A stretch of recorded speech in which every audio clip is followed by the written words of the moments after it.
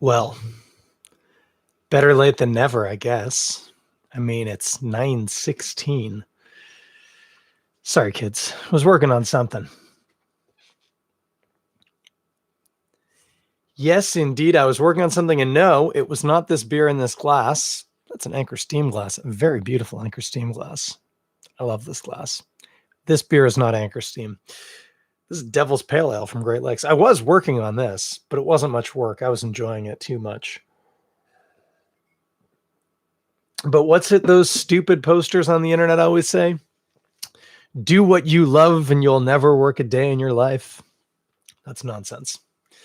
Anyway, that's not what I was working on. I was working on something that I was hoping I would be able to talk about tonight. And I might towards the end of the episode because maybe. But there's a good chance I won't. We'll have to see. But I was writing something. That's what it comes down to. Hey, what's going on? Monday night. Bit of a I know I say this a lot, but gosh, it was a bit of a day for me. But I am happy to be here about to drink some delicious beer on the Toronto Beer Podcast with me. Did I mention this? Chris Schreier, your host. Happy to be back, guys. Happy to be here drinking beer. Trying to decide if I want to finish that Devil's Pale Ale. You get any Devil's Pale Ale this year? I did an episode on it a couple of episodes ago, didn't I? Or did I not? I've forgotten now. I actually had to look back and see if I did this beer recently. And with the exception of one episode, which I forgot to properly title, and it just has, I have a file naming convention, but then when I upload the audio file, I change the name of it to actually be something that makes sense to people other than me. Incidentally, file naming convention contains no information about the episode itself. It just gives me season, episode, and some basic, filing information. So I have no idea. There is one episode that might have been this beer, but hey, it was a while ago, and maybe it was never ago. I'm pretty sure I did this beer's older sibling, but I'm not going to bury the lead anymore. If you haven't read the title already, we're going to be drinking Working Hard New England IPA from our friends and friends of the pod over at Muddy York Brewing. I've had the Working Twice as Hard, which they made in partnership, of course, with our beloved friend Ren Navarro. And that was a heck of a beer. I have had this beer before. As noted, I don't think I've done it on the pod, so this is hopefully going to be like the first time I've really dug into it, but maybe it's the second. Maybe we can compare. Somebody can let me know. I'm not going to go back and look, but if you want to, you go right ahead. I will thank you.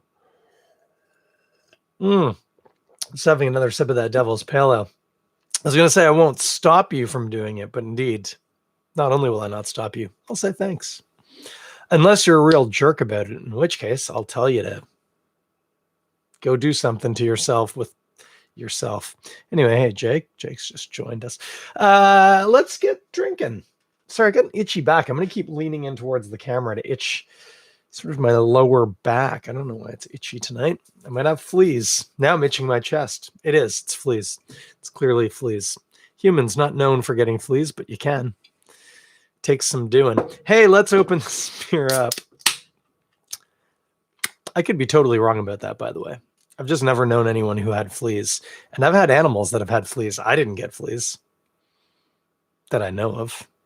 When my family first bought a cottage in the early 90s, there was sand fleas in the carpeting. And our legs would get absolutely chewed up by them. So I believe they used some really nasty chemicals and destroyed them. I was pretty young at the time. I don't really remember. Well, I can already tell you visually this isn't the cleanest glass, but we'll see what we see. Here we go. Oh, put it on the camera for the kids at home. You know how those kids, they like their... they like their videos and their tics and their talks and their reels and their, I don't know what else. Those kids these days, what are they doing on the internet? Can't keep up. But what I can keep up with is this beer that, as it should be, is a hazy IPA. That is opaque as opaque gets. If you look around the corners, you can see through them. But when you look through the body of the beer, it's not quite orange juice, but it's in the neighborhood. It knows orange juice. Sometimes orange juice's mail gets delivered to its house, and it'll just run it down the way and give it their mail. And sometimes orange juice gets its mail and does the same in reverse, because it's a friendly neighborhood that way. And most importantly, they don't narc out their mailman for doing stuff like that. As an aside, that's never happened to me. I misdeliver mail all the time, I'm sure, but nobody's narked on me. So don't narc on your mailman or mailwoman. Letter carrier as the more proper term. Be nice to us. It's been a rough 18 months for everybody, including us. Anyway, hey, let's give this a sniff, eh? Let me have another sniff. Kind of burning off the Devil's Pale Ale, which I confess is unique and very distinctive. Just sniffing my arm, if you're watching the video, or if you're listening to the podcast, that wasn't me sniffing the beer. I'm sniffing my arm. I haven't mentioned this in a while, but sniffing your own body is a good way to try and reset your nose a little bit. Helps, trust me on this one. Careful what part you smell. Don't smell your armpit. Just smell your forearm or the back of your hand if you haven't moisturized it recently. Subsequently, if you moisturized your arm, don't smell that part either. Just you're looking for your skin. That's what you're trying to smell. All right, here we go. Yeah, it's a very tropically smelling IPA, which you would expect for a New England IPA. Sorry, half my nose is a little blocked right now. I won't do you the disservice of blowing my nose into my microphone.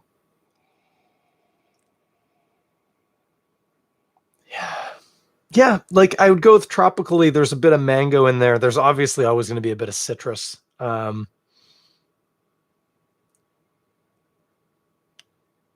Actually, no, there's something else in there. What are we getting here?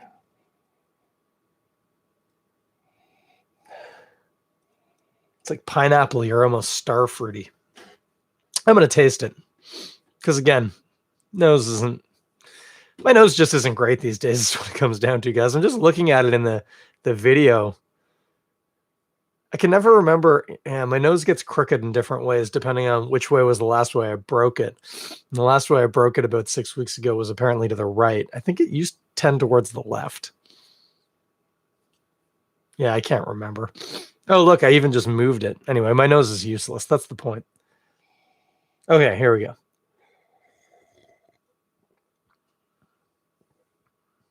go. Such a nice mouthfeel. Oh, and then, oh yeah, prickly at the end. Oh, that's great. This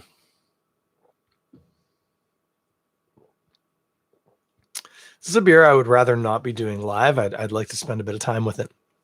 But with that in mind, first immediate impressions, interestingly, as I just noted with an unfiltered response, the very first thing that really strikes me about this beer is its its body, its presentation. It's got a really nice weight to it. It's not quite creamy, but it's close.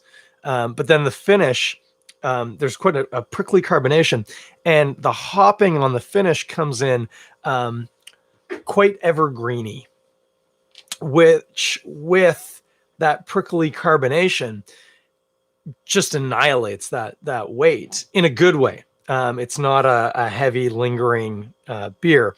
The finish, and it's a little tart actually, now that I think about it, like berry like.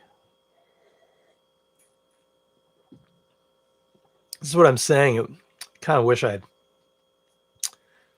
would just like to do this on my own, no offense, but I'm happy to do it with you. Okay, what are the fruits we're getting?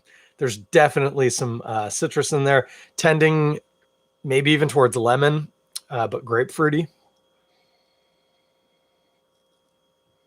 Oh, there is a tart note that's very orangey or clementine-y.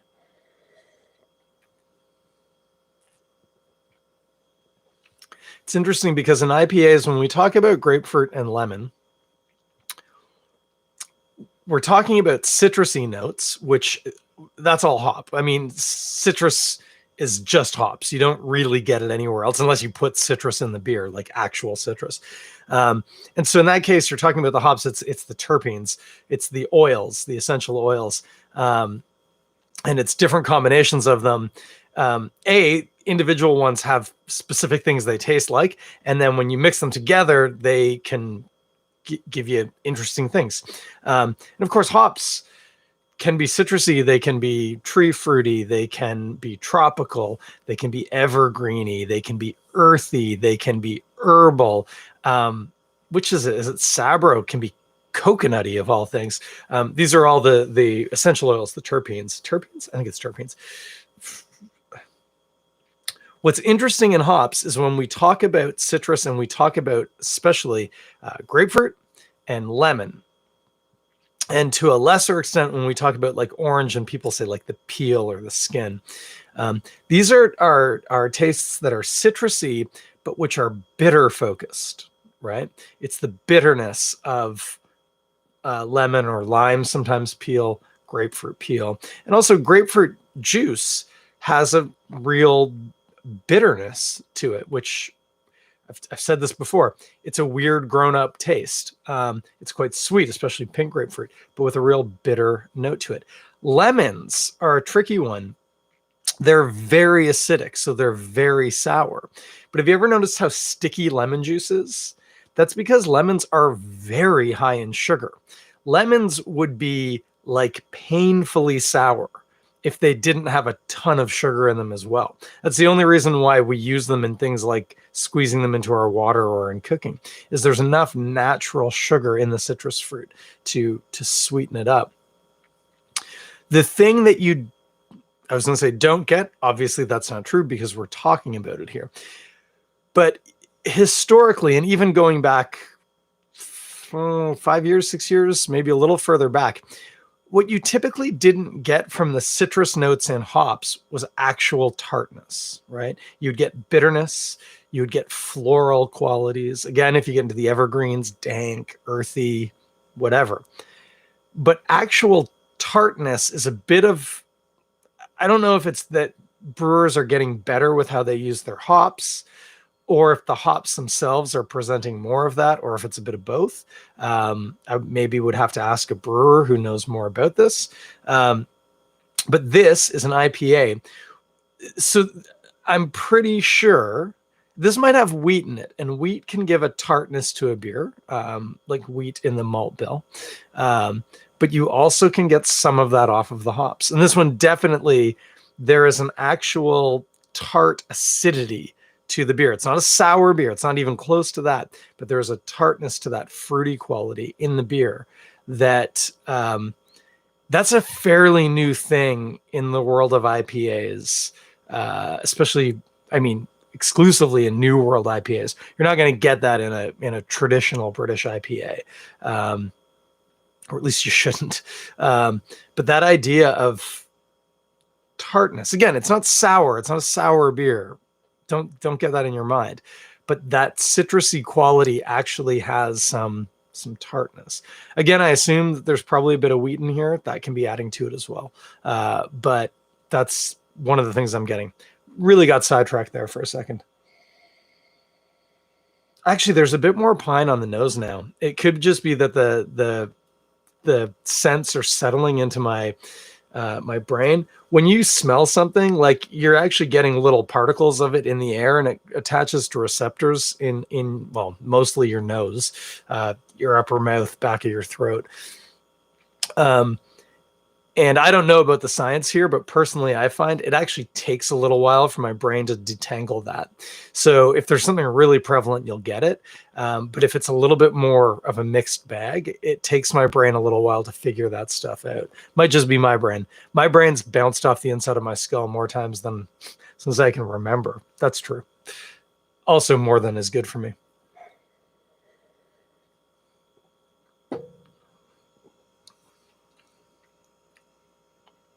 Yeah, this is just like a hop show, which it should be. It's a New England IPA. There is almost no perceived bitterness from the hops. Again, if you're a person who thinks you don't like IPAs because you don't like bitter beers, this beer is not bitter. Not by a long stretch. In fact, I did notice, I always try and avoid reading the can, but I did notice as I was pouring it, it's only 20 IBU. Now that's almost certainly calculated. Maybe Muddy York is lab testing it, but I suspect that's a calculated value. But still, 20 IBU in an IPA. That means almost none of these hops went in the boil at all. They might have gone in at flame out when you turn the heat off. The temperature starts to lower. They might have been put in the whirlpool, which is after the beer is done boiling. You whirlpool it to get any particulate matter to form a cone in the middle. You're basically clarifying it to some extent. And obviously you can add things like hops and other flavoring agents into the whirlpool. Just read a very interesting article about my friend Bim at Godspeed. And possibly the most insightful thing that he said in the whole article was like 2 little sentences talking about using green tea in beer. And he said, when you're using those types of ingredients, you have to treat them the way you would treat them in the kitchen. So if you're making a pot of tea, do you put the tea in and then boil it? I think he said for 15 minutes, which maybe you would put it in with 15 minutes left to go in the boil. And he said, no, of course not. You would just get astringency out of that.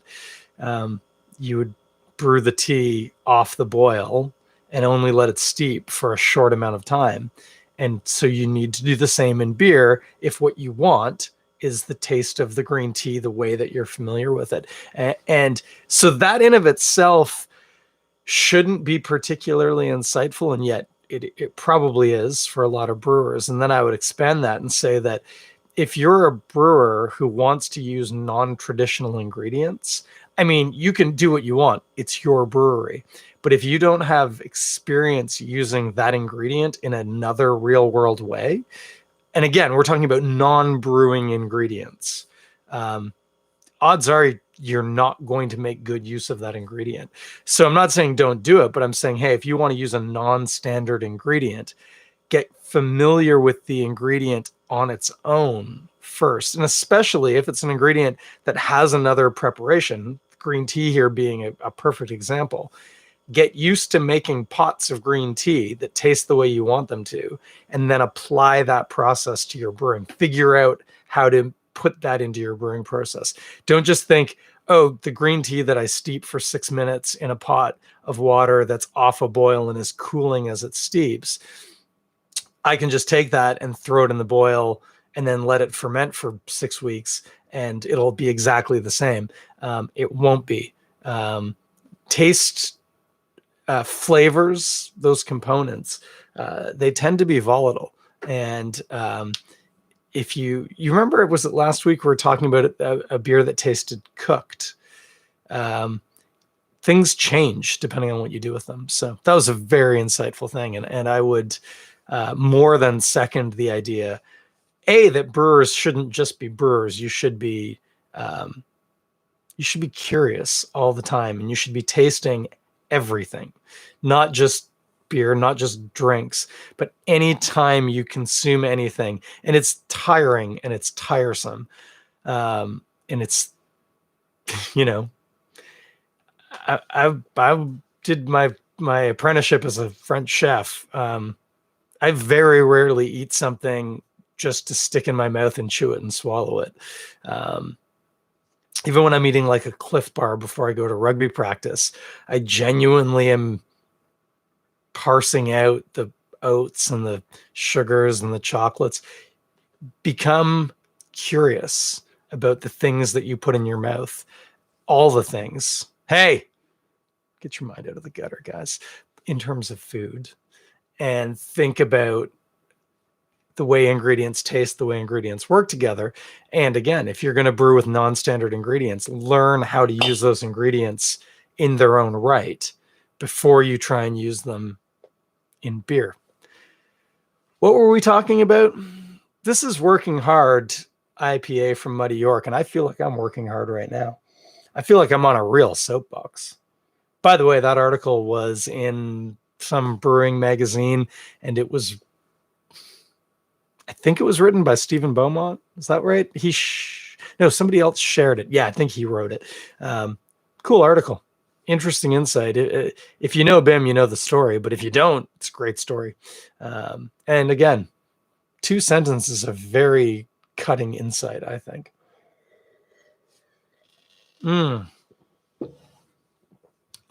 Yeah. Working Hard IPA. Citrusy with a little tartness for sure. Bit of mango. I picked that up on the nose. I'm getting it now that my brain, as I was saying, has had some time to pull apart all the different flavor components.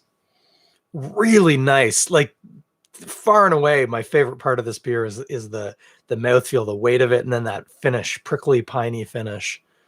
By the way, piney on the finish.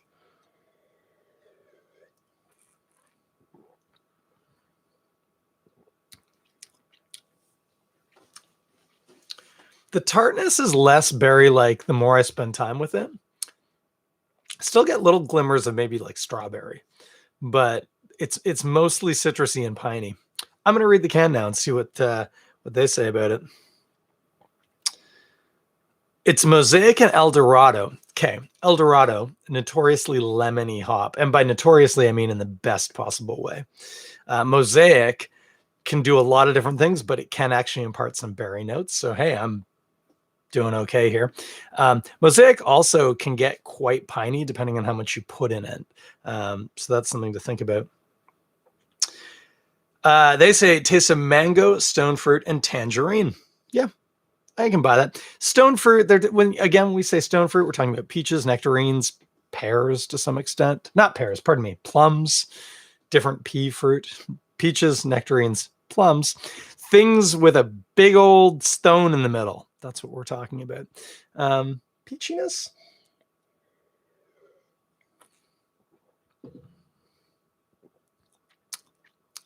Yeah. That's one of those ones where once somebody tells me, I go, yeah, I agree with that.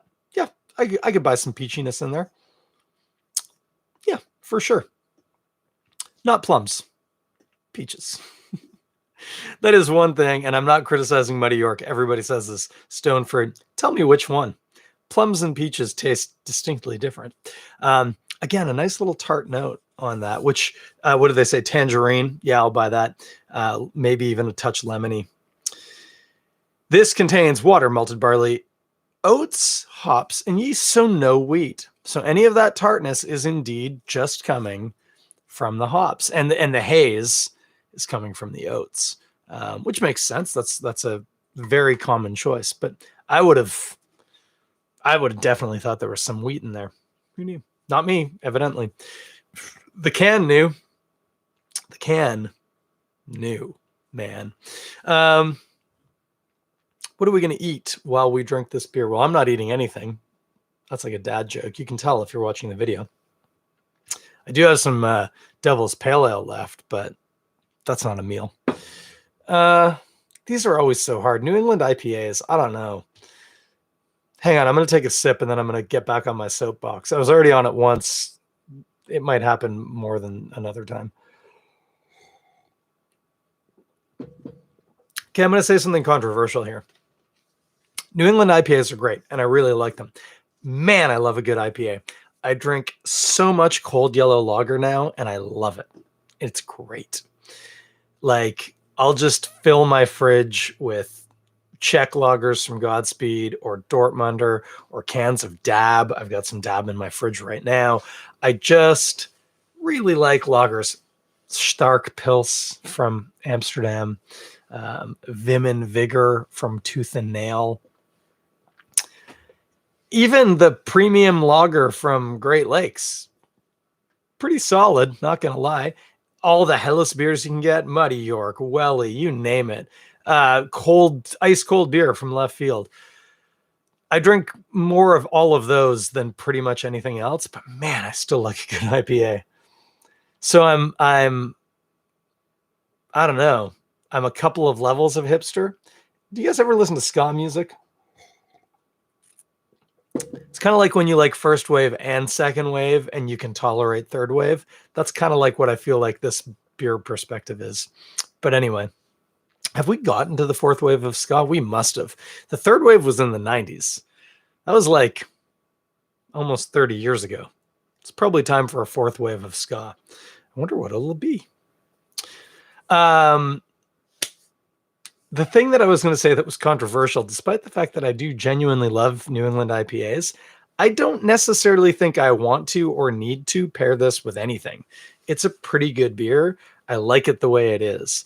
It's also a bit of a challenging beer to try and pair with something. And herein is part of the problem. I always tell people beer pairs more easily with food and cheese, and especially cheese, than wine does. Wine's flavor range is much more concentrated than the world of beer. The world of wine versus the world of beer. The world of beer contains a whole array of flavors. The world of wine, it's not like myopic, but there's a limited variability within the tastes of grapes. I'm not saying it's narrow. It's just a lot more narrow than beer. So beer tends to be a bit easier to work with. The way to think about that's a little bit more. There's probably a lot of things like single items of food that it would be easier to find a really good beer pairing with than a really good wine pairing with. There are things that wine work with way better than beer every day of the week, and we don't have to worry about that. But beer does tend to have a wider array of pairing profiles. But a New England IPA is not something that I'm just like, I really have a great idea of what we should eat with this. That's my hot take for the night. Like I always say, this is not, New England IPAs are not spicy food beers. For that, you need an IPA that has a much more assertive bitterness to it. You need a lot of alpha acids in it. And New England IPAs don't get that. They're very aromatic. So it's like, okay, so like, what can you do with this? Well, I mean, honestly, and this is such a chintzy cheese out, you could make a really cool, like really frou-frou fruit salad with some herbal components. So with this one, I mean, we're going to put some peaches in there, and I mean like fresh peaches, like not canned peaches. Probably some clementine or tangerine segments. Probably put some white grapes in there. That would be nice. A bit of melon. I'd like a bit of honeydew melon in there. That would be very good. A berry for sure. Probably strawberry. Probably not raspberry. Probably go with strawberry. Yeah. Probably no other berries off the top of my head. Oh, maybe it's a bit of a filler, believe it or not, but some watermelon chunks would go really nice. Hey, beer and a bozo. You were late. I was late. We're all late tonight. But then the key with a good fruit salad like that is flavor it. So all those fruits together are nice, but add some flavors to that. A popular one, depending on what you put in there, is mint, but we're not going to do that with this. We don't want mint with this IPA. That's not going to be attractive. What are you going to put in there? Think about tarragon. Maybe basil. Maybe both. Tarragon and basil are both, they're not anisette quite, but they both have anisette qualities, licoricey qualities, especially the tarragon. Yeah, I would do like tarragon and some vanilla would be pretty good in that fruit salad. And then if you ate that with this beer, that would be wild. That would work super well. But then the other thing is, why? Like, to what end? To eat some fruit salad while you have a beer? Just have the beer, man. It's fine. If you really insist on having it with something, it's going to work well with barbecued white meats. Lightly barbecued, not like Southern barbecued, like grilled white meats, chicken, pork, maybe with a bit of a citrusy glaze on them. See how uninspiring that is? Would it taste good? Sure, tastes great. The beer would stand out. That'd be a nice foundation for the beer to work on. But they're not really going to be elevating each other. They just are going to work well together. A good food pairing should elevate both aspects. And actually, here comes another soapbox. Get ready, kids. We pair beers with foods to make both the food and the beer taste better. The problem is people always want to pair a beer with something, which in principle is fine. Like if you could do a good pairing and they both elevate each other, that would be better. But then people go looking for those things, right? And like, not just looking, but like, they're like, I have to find the thing. And it's like, sometimes you don't. Sometimes a beer is just a good beer and you can just have a good beer. You don't have to pair it with anything. So we don't always have to go that route. That said, I do, as a guy who loves food, like to try and connect you with some ideas, but especially with those New England IPAs. And there are other styles that are similar. There are other styles too, where it's like, I've already told you what you need to do with this. This beer of this style is going to do the same thing as that beer of that style. So the pairing's still the same. If you want to elevate it. And there's a limited number of those. There isn't an infinite number of those elevating things. Actually, I'm talking in a culinary sense, in a mathematical sense, there is an infinite number, but that's a whole different ball of wax. New England IPAs, I think, are just really good on their own. Like, don't drink them while you're eating a meal. I mean, feel free to, but don't do it expecting the meal to make the New England IPA better. The New England IPA it's an all-in-one, guys. And we should celebrate that. Anyway, I just had a sip of beer. I'm going to have another sip of beer, and then I'm going to tell you what I was working on, and then I'm going to get the heck out of here. I got places to be. It's almost 10 o'clock. I still have to watch an episode of Ted Lasso.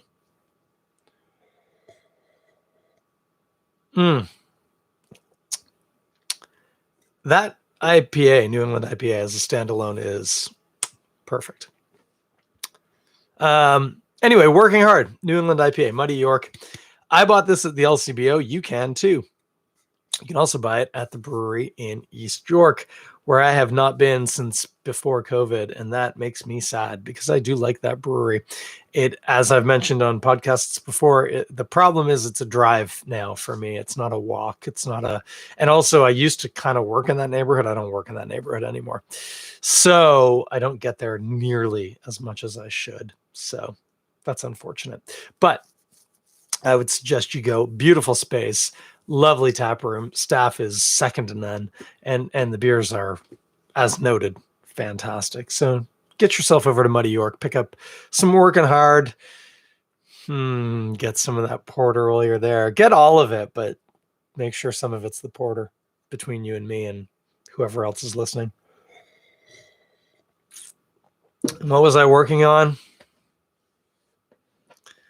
I feel really nervous about saying this because I really wanted it to be ready on Wednesday. Wednesday in my mind was my goal. Wednesday is just another day. It's the 17th of November. It's a very inconsequential day, but I kind of work in blocks of a week, and Wednesday is the middle of the week. And anyway, I kind of hoped it would be ready. I'm not sure if it will be. It will definitely be ready on the weekend if it isn't ready on Wednesday.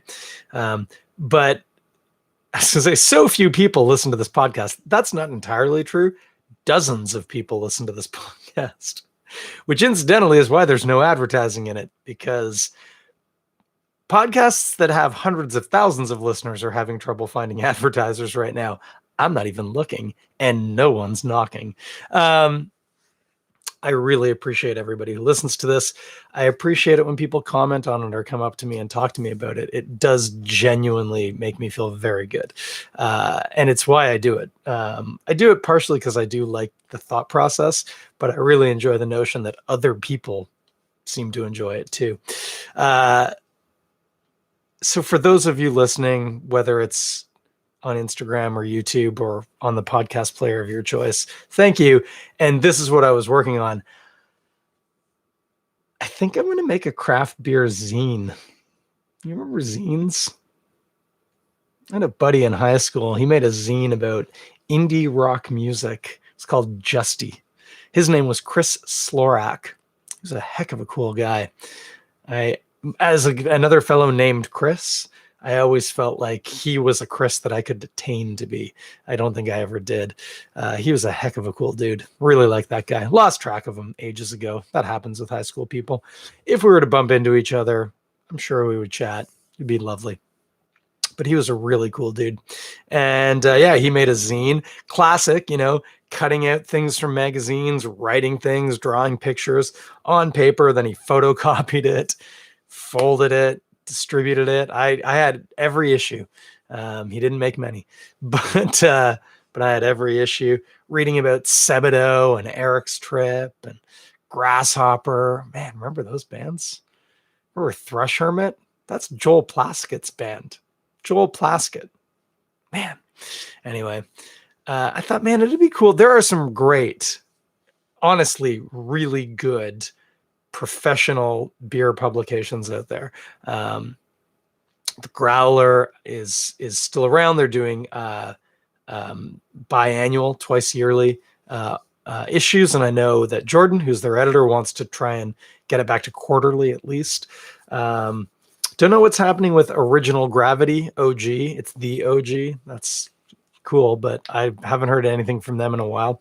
I think there's one called The Mash. There was Taps. I don't know what happened to Taps. Haven't seen any of them around in a while. Certainly, by no means do I think that I would compete with them any more than I think that this podcast competes with like terrestrial radio. It doesn't, and I don't. But I thought it'd be kind of fun. Bring some of my irreverent beer musings to the people. I don't know. That sounds so douchey. But it's going to be fun. Couple of pages. You might find it in a brewery printed out, like on an inkjet, looking a little photocopied. That would be great. That's how I want people to find it. It'll also be available digitally to either download and print, or a version that will be downloadable to read on your phone, which is like, I kind of almost didn't even want to do that. But then also I kind of realized that a lot of people might prefer to read it that way. And that's great. I just want to get it out to people. So anyway, I was writing an article about the difference between bottles and cans. I'm not going to give away the ending. You're going to have to pick up your own copy of my zine, which hopefully will be out later this week, at least by the weekend. Look for it in the brewery or the bar near your house, or check out Toronto Beer Blog on Instagram and Facebook, because I will post links, and you can check out the inaugural edition of Spent Grains. Bye.